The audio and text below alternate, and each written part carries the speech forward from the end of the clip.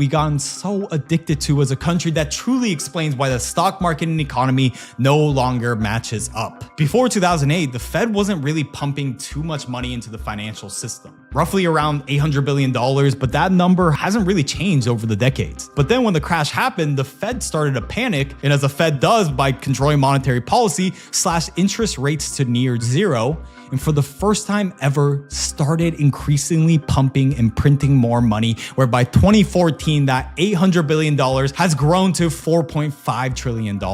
And this addiction is called quantitative easing, but all you need to know is that the Fed was creating money, pumping it into financial markets like stocks, bonds, and real estate, causing stock prices to shoot up. But again, those were just assets, not wages or the value of the dollar. And just like a Zyn or a nicotine gum addiction, you say is only just once in a while, started showing signs of real habit.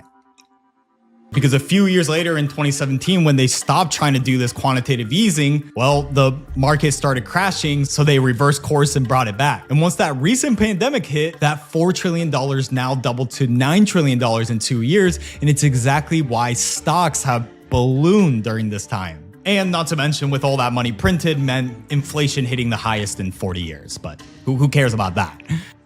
But what's clear is that this loop now became an addiction. And every time the economy started showing signs of slowing down, the dose got bigger and bigger.